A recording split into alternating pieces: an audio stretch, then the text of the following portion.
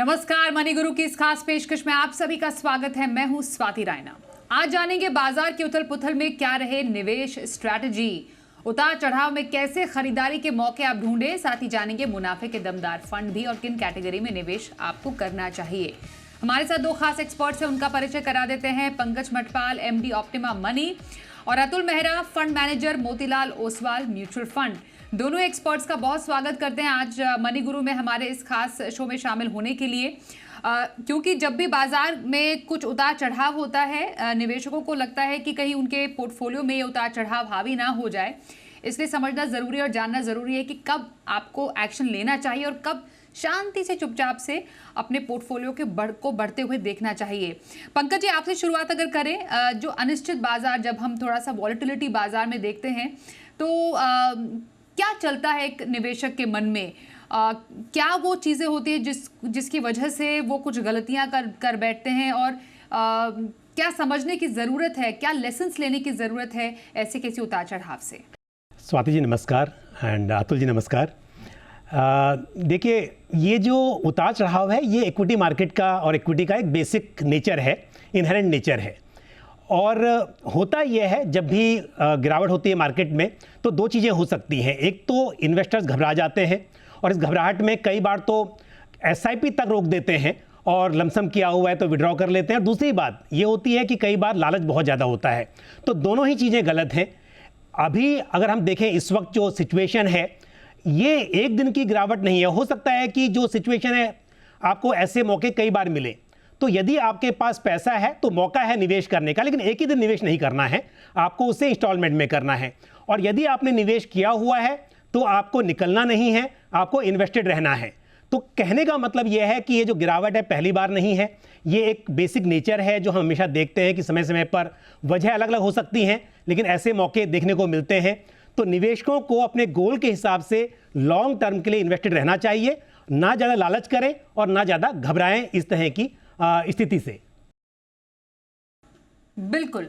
अतुल जी, आपने भी तो बाजार के कई साइकिल्स देखे हैं, उतार के चढ़ाव के। यूजुअली क्या आप सजेस्ट करेंगे इन्वेस्टर्स को ऐसे टाइम में? क्योंकि जैसा अभी कहा और जैसा मैंने पंकज जी से भी कहा था, काफ़ी गलतियां हो जाती है इन्वेस्टर से ऐसे मौके पर, और इमोशनली वो फैसला भी ले लेते हैं। कौन से ऐसे मिस्टेक्स हैं जो अभी फिलहाल ऐसे मौके पर नहीं करनी है, अगर आपका एक लॉन्गर टर्म का इन्वेस्टमेंट होराइजन है तो? Thank you Swati ji, thanks for having me on the show.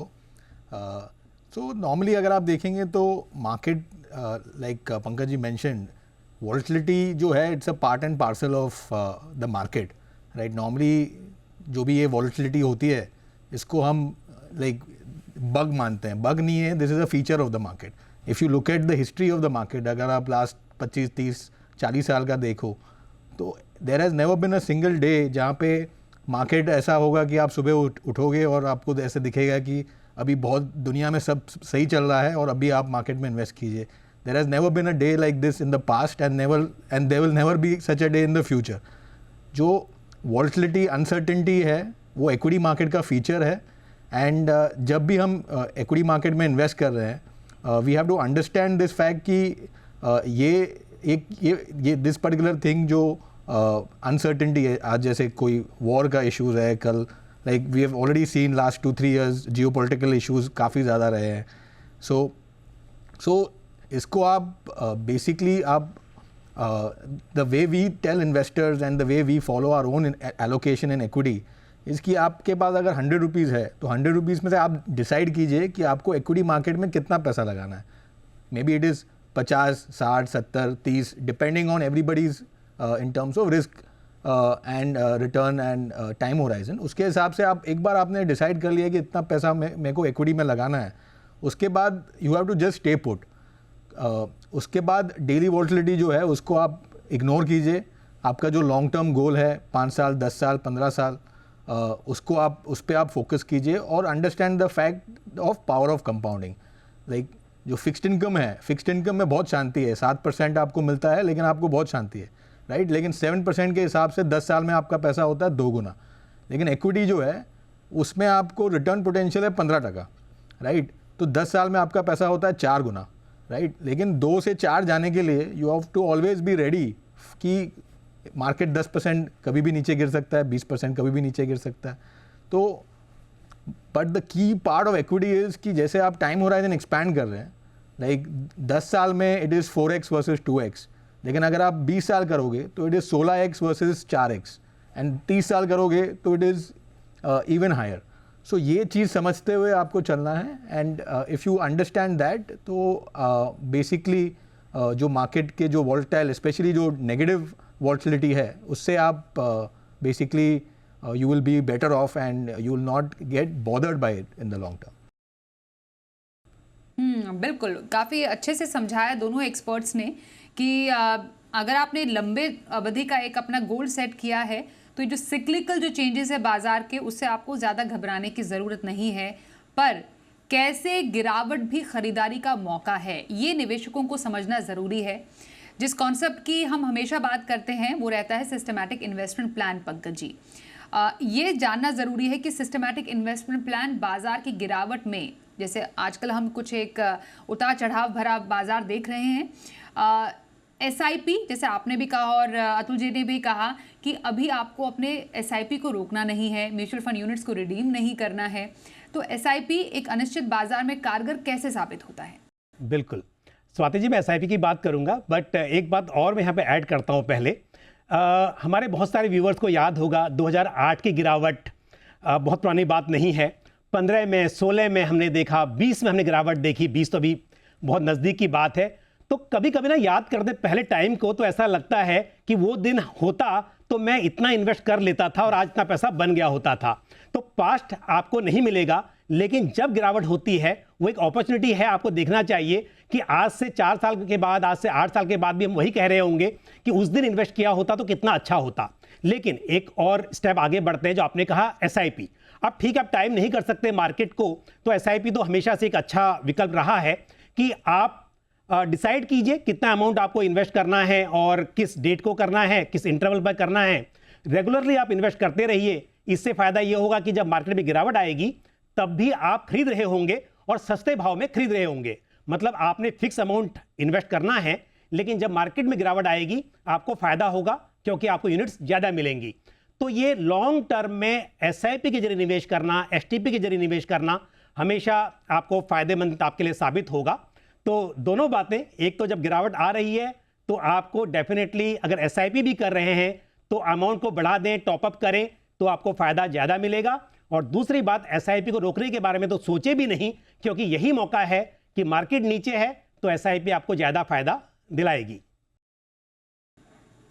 Atul ji, इसी बात को मैं आगे बढ़ाते हुए आपसे जानना चाहती हूँ, जैसा पंकज जी कह रहे हैं कि आप गिरावट के बाजार में मौके तलाशे, SIP जारी रखें, इनफैक्ट आपको ऐड करना चाहिए.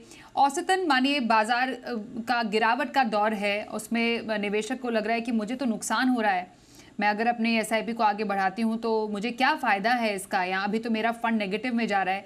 तो अभी क्या और SIP या फंड में यूनिट ऐड करने चाहिए, या कितने परसेंटेज तक ऐड करने की सलाह रहेगी आपकी? क्या ये सही स्ट्रैटेजी रह सकती है? सो Swati ji, again coming back कि आपका जो कोई भी इन्वेस्टर जो हैं उनका जो लॉन्ग टर्म उनका एलोकेशन उन्होंने डिसाइड कर लिया है कि इतना हमको इक्विटी में लगाना है. सो वो प्रोपोर्शन को आप चेंज मत कीजिए. सो आपने अगर ये डिसाइड किया है कि 50 to 60% मेरे को इक्विटी में एवरी मंथ इन्वेस्ट करना है, और आपने अकॉर्डिंगली आपने SIPs आपने शेड्यूल किए हैं, तो उसको आपको लगातार उतना आपको प्रोपोर्शन आपको चेंज नहीं करना चाहिए. बिकॉज नॉर्मली क्या होता है कि जो इमोशन होता है वो एक बहुत बड़ा फैक्टर होता है. Like we all know, behavioural finance is a much bigger factor than in terms of general in terms of finance. तो बिहेवियरल फाइनेंस का सबसे इंपॉर्टेंट चीज़ अगर आप देखेंगे एलिमेंट जो है वो है इमोशन. तो इमोशन ऐसा चीज़ है कि आप जो एकदम गलत टाइम पे आप एकदम गलत डिसीजन ले सकते हैं अगर आप इमोशनल चीज़ में अगर आप फंस गए तो नॉर्मली क्या देखा जाता है कि जैसे मार्केट पैनिक होता है जब, तो मार्केट पैनिक में इमोशन में आके डर के लोग शेयर बेचना चालू कर देते हैं, SIP बंद कर देते हैं, म्यूचुअल फंड भी बेचना चालू कर देते हैं, which is the exact opposite thing you should do. एकदम पैनिक टाइम में आपको ज़्यादा इन्वेस्ट करना चाहिए. सो बिहेवियरल एस्पेक्ट, इमोशन एस्पेक्ट को बाहर निकालते हुए अगर आप डिसिप्लिन्ड वे में SIPs कंटिन्यू करेंगे तो in the long term you will be much better off. और another way to look at it is कि अगर आपका जो गोल है वो अगले 10-20 साल का गोल है, ऐसा नहीं है कि आप अगले 2 साल के लिए इन्वेस्ट कर रहे हैं, आप इन्वेस्ट कर रहे हैं लॉन्ग टर्म के लिए, 10-15 साल के लिए इन्वेस्ट कर रहे हैं। तो अगर नियर टर्म में मार्केट अगर डाउन है तो in fact from your long term perspective फ़ायदा है, बिकॉज आपको जो current in terms of prices हैं वो कम प्राइजेज में आप शेयर खरीद पा रहे हैं, कम प्राइजेज में आप म्यूचुअल फंड खरीद पा रहे हैं। तो आपका अभी आपका अक्यूमुलेशन फेज़ है, तो अक्यूमुलेशन फेज़ में जितना कम भाव होगा उतना अच्छा है एक तरह से अगर आप देखोगे, क्योंकि अभी आप अक्यूमुलेट करो, जब भी आप 10-20 साल के बाद आपको डाइवेस्ट करना है तब भाव ज़्यादा होना चाहिए। तो इन दैट सेंस अगर वो भी एंगल अगर आप ध्यान में रखेंगे तो you will not be as bothered कि नियर टर्म में मार्केट उतना ज़्यादा नहीं चल रहा है और मे बी डाउन है for whatever reason, geopolitics और अदरवाइज। तो मेंटल फ्रेमिंग अगर आप ठीक से करेंगे आपका, तो आप जनरली शांति में रहेंगे और आप डिसिप्लिन्ड वे में आपका इन्वेस्टमेंट कर पाएंगे।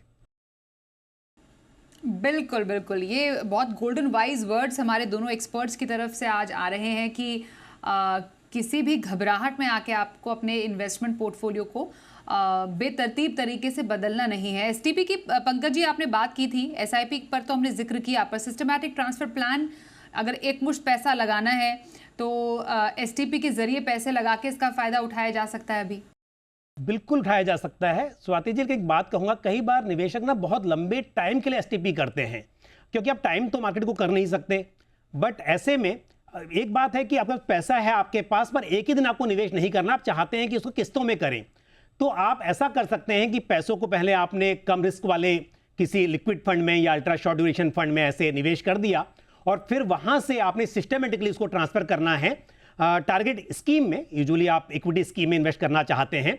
तो अब इस वक्त पर खास तौर पे कहूंगा, जब हम देख रहे हैं कि मार्केट में थोड़ा सा गिरावट का दौर चल रहा है, तो ऐसे में यदि आप 2-3 महीने के लिए एसटीपी करें, यानी कि पहले पैसों को आपने इन्वेस्ट कर दिया लो रिस्क वाली स्कीम में, और उस स्कीम से आप एसटीपी कर रहे हैं, तो अगले 2-3 महीने में पूरा पैसा आपका उस डेट ओरिएंटेड स्कीम से इक्विटी स्कीम में ट्रांसफर हो जाएगा। तो कई बार ऐसा होता है ना, आपने आज इन्वेस्ट किया और आज ही मार्केट गिर गया या कल मार्केट गिर गया, तो आपको ऐसा लगेगा कि मैंने जब निवेश किया उसके अगले दिन मार्केट गिरा, मुझे नुकसान हो गया। बट अगर आप किस्तों में कर रहे हैं तो आपको वो नुकसान शायद ना देखने को मिले।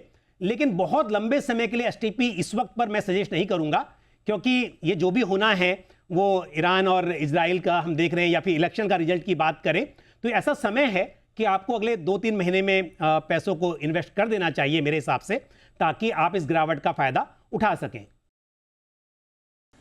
जी बिल्कुल, और किन कैटेगरीज में निवेश करके आप बाजार की गिरावट में भी मुनाफा कमा सकते हैं, इस पर भी एक चर्चा करेंगे। हमारे दोनों एक्सपर्ट्स हमारे साथ बने हुए हैं। रुकते एक छोटे से ब्रेक के लिए, बने रहिए हमारे साथ। खास चर्चा आज हमारी चल रही है अनिश्चित बाजार में भी आपके पास हजारों मौके हैं जिसका आपको फायदा उठाना चाहिए। ऑप्टिमा मनी से पंकज मटपाल और मोतीलाल ओसवाल म्यूचुअल फंड के अतुल मेहरा हमारे साथ हैं। अतुल जी, आपके पास एक गहरा लंबा चौड़ा अनुभव है इस मार्केट का, और ख़ास तौर पर as a fund manager also, जब भी ऐसी कोई स्थिति आती है तो एक फंड में भी आपको अलग अलग लेवल्स पर बदलाव करने पड़ते होंगे, जिससे कि हर एक बाजार में ज़्यादा से ज़्यादा फ़ायदा एक निवेशक को पहुंचाया जा सके। तो कैसे, कौन से ऐसे इम्पोर्टेंट चेंजेस हैं जो एक फंड मैनेजर की तरफ से होते हैं, और स्पेशली क्या रहता है पूरा ये टेक्निक? सो बेसिकली जो अप्रोच हम लेते हैं, लाइक फॉर एग्जांपल जैसे हमारा लार्ज कैप म्यूचुअल फंड है, तो at this point in time अगर आप देखेंगे तो जो 80% of the fund is in large caps, 20% is in mid and small caps. तो काफ़ी अपॉर्चुनिटीज़ होते हैं मिड एंड स्मॉल कैप में भी, at the same time large cap में भी अपॉर्चुनिटीज़ होते हैं। तो our focus is on identifying कि हम कौन से कंपनीज़ हैं, कौन से बिजनेसेस हैं, कौन से प्रमोटर्स हैं जो हमारे को लगता है कि अगले 3 से 5 साल में they are on the track to generate high growth, high return on equity. तो हमारा फोकस ज़्यादा बिजनेस साइड पे होता है कि कौन से अच्छे बिजनेस मैन चुने, कौन से अच्छे बिजनेसेस चुने, and end of the day valuations भी देखे जाते हैं। तो हमारा जो फिलॉसफी है of QGLP, which is quality, growth, longevity, price, ये चारों चीज़ हम देखते हैं जब भी हम इन्वेस्ट करते हैं कंपनी में, और उसके बाद हम कॉन्सेंट्रेटेड फोकस पोर्टफोलियो बनाते हैं 30 से 35 नाम के। सो ब्रॉडली ये स्ट्रैटेजी हम फॉलो करते हैं across our products. focused investing in good quality companies, good quality promoters and valuations reasonable होने चाहिए. तो ये जो ओवरऑल फ्रेमवर्क है ये हम अप्लाई करते हैं across all our funds and all our investments. So that is in terms of time tested philosophy जो हमारा है, जो हम regularly follow करते हैं. बिल्कुल, और क्योंकि बात हो रही है ऐसे बाजार में निवेश करने की, पंकज जी कहाँ पर फायदा उठाया जा सकता है, क्योंकि निवेशक अभी ये जानने के लिए काफ़ी इच्छुक है कि कहाँ पर पैसा लगाएं जिससे कि एक स्टेबिलिटी भी मिले और बाजार किसी भी वॉलिटिलिटी उथल पुथल से भी थोड़ा प्रोटेक्शन मिले. बिल्कुल, देखिए स्वाति जी, जब हम इन्वेस्ट करते हैं तो रिस्क मैनेजमेंट बहुत ही इंपॉर्टेंट है और जो रिटर्न्स है वो बाय प्रोडक्ट है, यानी कि अगर रिस्क मैनेज करेंगे तो रिटर्न्स जनरेट होंगे. तो मैं एक बात कहूँगा यहाँ पर, कई बार क्या होता है निवेशक रिसेंट पास्ट के रिटर्न्स देखकर या फिर कुछ सेक्टर्स को देखकर, थीम्स को देखकर उनमें निवेश करते हैं, लेकिन जो स्थिति इस वक्त पर है, यदि आप ये सोचेंगे किसी पर्टिकुलर थीम ने बेहतरीन परफॉर्म किया था और अभी वो नीचे आया हुआ है तो आप उसमें ज़्यादा निवेश करें. ऐसी गलती नहीं होनी चाहिए, क्योंकि सेक्टर रोटेट होते हैं, थीम्स समय समय पर बदलती रहती हैं. तो एक तो यह है कि लॉन्ग टर्म की प्लानिंग कर रहे हैं तो आपको definitely large cap, mid cap, small cap सभी जगह पे निवेश करना चाहिए और डाइवर्सिफाइड पोर्टफोलियो में करना चाहिए. दूसरी बात यह है कि इस वक्त अगर हम बात कर रहे हैं कि स्थिति थोड़ी सी मतलब स्थिरता नहीं है मार्केट में, या स्थिति जो है वो थोड़ी असमंजस वाली है, तो आप ज़्यादा करके यदि लार्ज कैप में निवेश करेंगे तो स्टेबिलिटी ज़्यादा रहेगी. तो एक तो यह है कि लार्ज कैप में निवेश करना बेहतर रहेगा इस वक्त. दूसरी बात ये होती है, देखा जाता है जब मार्केट में गिरावट होती है तो पहले लार्ज कैप में रिकवरी आती है, स्मॉल कैप, मिड कैप में थोड़ा टाइम लगता है रिकवरी में. तो इसके लिए यदि आप निवेश कर रहे हैं और मार्केट में गिरावट भी आती है तो एक तो गिरावट कम देखने को मिलेगी लार्ज कैप में, दूसरी बात रिकवरी के लिए टाइम कम लगेगा.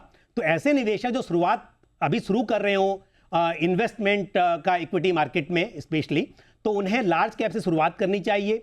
दूसरी बात, क्योंकि कुछ कैटेगरीज ऐसी भी हैं जिसे हम हाइब्रिड कैटेगरी कहते हैं, जहां पर इक्विटी और डेट दोनों ही, या इक्विटी, डेट, गोल्ड सभी तरह का एलोकेशन होता है.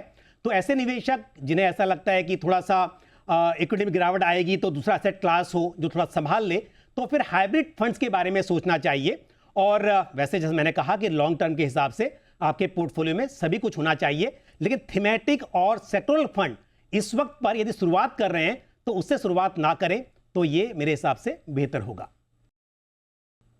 बिल्कुल, क्योंकि जिक्र हुआ कि कैसा एक पोर्टफोलियो बनाना चाहिए इस टाइम पे.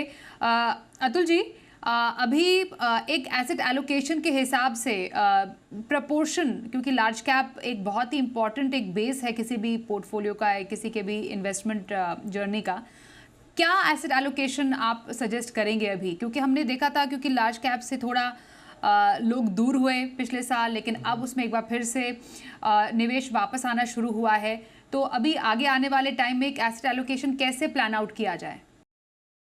तो firstly I think asset allocation from a personal investing perspective, जो पर्सनल फाइनेंस पर्सपेक्टिव से अगर आप देखते हैं तो काफ़ी उसमें पैरामीटर्स हैं, ईच इंडिविजुअल डिपेंडिंग ऑन उनका क्या रिस्क एपेटाइट है, टाइम होराइजन है, वगैरह वगैरह. बट जनरल अगर आप इसको at this point in time answer करना चाहें तो मेरे हिसाब से 50 to 60% अगर आप दिस अभी करंटली लार्ज कैप में डाल सकते हैं, और बैलेंस जो 40% है इक्वली आप मिड एंड स्मॉल कैप में डाल सकते हैं. तो 60-40 is the current recommended ratio. General बोल रहा हूँ, but from a perspective of each individual it will keep differing. But as of now अगर आप देखेंगे तो 60% is a good allocation in large caps as of now. Okay, तो ये एक लगभग 60% तक large cap allocation Atul ji को लगता है एक प्रेफर्ड, एक अच्छा एक तरीका है पोर्टफोलियो प्लानिंग का. जो आपने अभी पंकज जी जिक्र किया कि कहाँ पर निवेश अभी निवेश का फोकस रहना चाहिए, हर एक फ्लेवर होना चाहिए, हाइब्रिड भी हो, लार्ज कैप भी हो. जो आपने कुछ कैटेगरीज रेकमेंड की उसमें काफ़ी इंडेक्स फंड या पैसिव इन्वेस्टिंग को आपने काफ़ी ज़्यादा पर जोर दिया. क्या वजह है इसकी कि पैसिव इन्वेस्टिंग एक पोर्टफोलियो के लिए आप सजेस्ट कर रहे हैं? देखिए, पैसिव इन्वेस्टिंग या इंडेक्स इन्वेस्टिंग का पर्पज़ यही है कि जैसा भी इंडेक्स परफॉर्म करेगा आपका फंड भी उस तरह से परफॉर्म करना चाहिए फंड ने.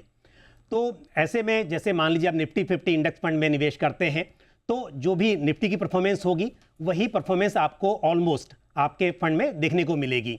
तो एक तो ये होता है कि कई बार निवेशक निवेश करते हैं और उन्हें लगता है कि मार्केट परफॉर्म कर रहा है लेकिन मेरी स्कीम परफॉर्म नहीं कर रही है, तो एटलीस्ट हम देखें उस एंगल से तो ये अच्छा रहता है। दूसरी बात है कि डाइवर्सिफाइड पोर्टफोलियो है, तो वहाँ पर आपको थोड़ा सा जोखिम कम देखने को मिलता है।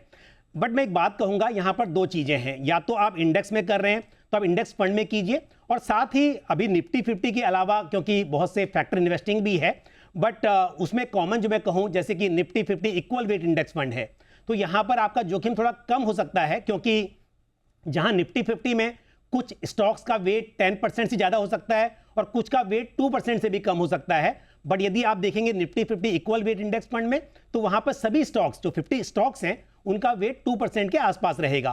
तो यानी कि एक स्टॉक में यदि गिरावट ज़्यादा होती है तो भी आपको ज़्यादा जोखिम नहीं उठाना पड़ेगा। लेकिन उसके अलावा यदि हम बात करें एक्टिवली मैनेज फंड की, तो ऐसे फंड्स में निवेश करने के मुकाबले जहाँ पर कि वही 100 स्टॉक्स रेप्लिकेट हुए हैं और वो एक्टिवली मैनेज फंड है, उसके बजाय जैसे अभी अतुल जी कह रहे थे कि उनका फंड जो है फोकस फंड है जहां पर लिमिटेड स्टॉक्स हैं। तो यदि आपको इंडेक्स को आउट परफॉर्म करना है, मतलब आप लार्ज कैप में हैं, आप निफ्टी 50 को बेंचमार्क कर रहे हैं लेकिन आउट परफॉर्म करना है, तो यहां पर फिर इस तरह का फोकस अप्रोच वाला फंड शायद एक सुटेबल हो सकता है। तो निवेशक दोनों फंड को, एक इंडेक्स फंड को भी रखें पोर्टफोलियो में और साथ में एक इस तरह का फोकस अप्रोच जिसकी हो या कुछ हटके हो, मतलब वो इंडेक्स से उस तरह का फंड शामिल करें, तो सच में आपको जो एक्टिवली मैनेज्ड फंड होगा उसका फायदा मिलेगा। तो ये तो हो गया लार्ज कैप की बात। दूसरी बात, जैसे मैंने पहले भी कहा था कि हाइब्रिड कैटेगरीज हम देख रहे हैं कि गोल्ड में भी अच्छा रिटर्न दिखाई दे रहा है, सिल्वर भी अच्छा परफॉर्म कर रहा है, तो ऐसे में मल्टी एसेट एलोकेशन फंड जो है वो कैटेगरी भी इस वक्त पर अच्छी है, उसमें निवेश के बारे में बिल्कुल सोचा जा सकता है। और तीसरी चीज है बैलेंस एडवांटेज फंड या फिर डायनेमिक एसेट एलोकेशन फंड, क्योंकि यहाँ पर फंड मैनेजर के हाथ में ये चॉइस होती है कि उन्हें एलोकेशन कैसे कम ज़्यादा करना है इक्विटी में और डेट में। तो निवेशक को शायद उतनी समझ ना हो कि कब क्या करना है, लेकिन फंड मैनेजर्स एक रूल बेस्ड तरीके से एलोकेशन में बदलाव करते रहते हैं समय समय पर, तो इसका फायदा भी इन्वेस्टर्स को मिलता है। और जैसे मैंने कहा कि यहाँ पर रिस्क आपका कम रहेगा कंपेयर टू यदि आप खुद से ये करना चाहें कि कैसे उसको पोर्टफोलियो में रिबैलेंसिंग करनी है। तो ये तीन चीज़ें लार्ज कैप कैटेगरी मैंने बात की, और हाइब्रिड में मल्टी एसेट एलोकेशन फंड और डायनेमिक एसेट एलोकेशन फंड, शायद ये इस तरह के मार्केट में मेरे हिसाब से अच्छी चॉइसेस हो सकती हैं। बिल्कुल जी, तो हमने समझा कि किसी भी निश्चित बाजार में आपको क्या पोर्टफोलियो की स्ट्रैटेजी अपनानी चाहिए। हमारे साथ दो एक्सपर्ट शामिल हुए आज, पंकज जी और अतुल जी, आपका दोनों का बहुत धन्यवाद हमारे साथ इस चर्चा में शामिल होने के लिए। मनी गुरु में आज के लिए बस इतना ही, रुकते हैं एक ब्रेक के लिए, देखते रहिए जी10।